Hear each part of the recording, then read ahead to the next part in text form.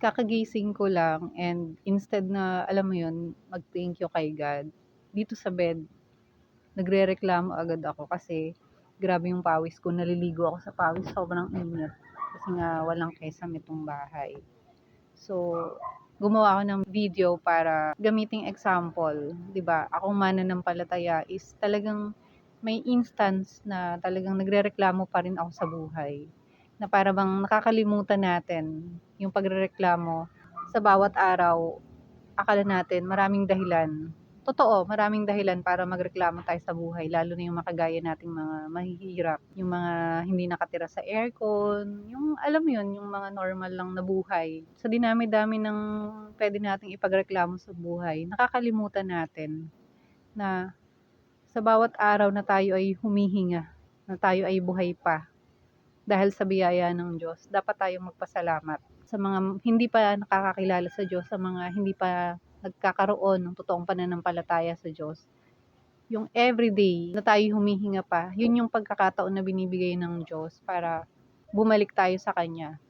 It doesn't matter kung gaano ka naging masama sa past life mo or kung gaano ka kasama ngayon or kung gaano ka halimbawa nagmumura, ganyan. Ang gusto lang ng Diyos, bumalik ka sa Kanya. So, magpapakumbaba lang tayo sa Diyos. Kasi once na nag-surrender tayo kay God, totoong tinanggap natin siya sa buhay natin, magkakaroon ng pagbabago sa ating buhay.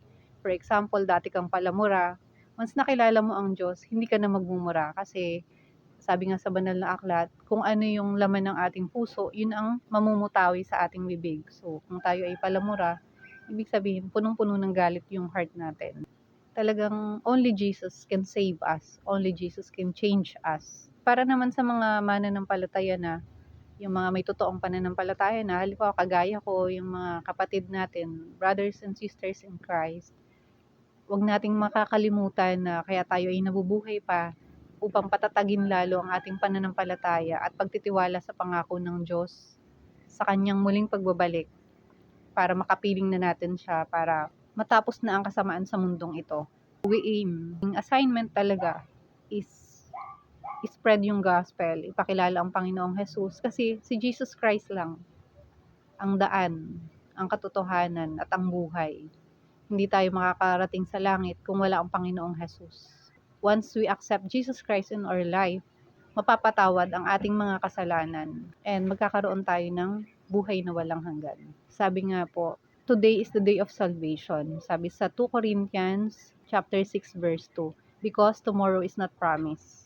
Sabi din ni Jesus Christ sa Luke chapter 13 verse 3 na, unless you repent, you will all likewise perish. So, importante po yung repentance. Change of mind, change of heart. Hindi lang po nabukang bibig natin, ay ako na may naniniwala sa Diyos. You believe in God, pero you're still doing the same sin over and over. Iba po kasi yung naniniwala ka lang sa Diyos at you obey God. Sabi nga, disobedient is a sin. So, hanggang tayo nabubuhay pa, no wonder bakit mayroong sobrang tatanda na hindi pa namamatay. Hindi ko sinasabing lahat, pero most of them ay binibigyan ng pagkakataon ng Diyos para makilala siya, para bumalik sa Kanya. Repent and accept Jesus Christ as your Lord and Savior.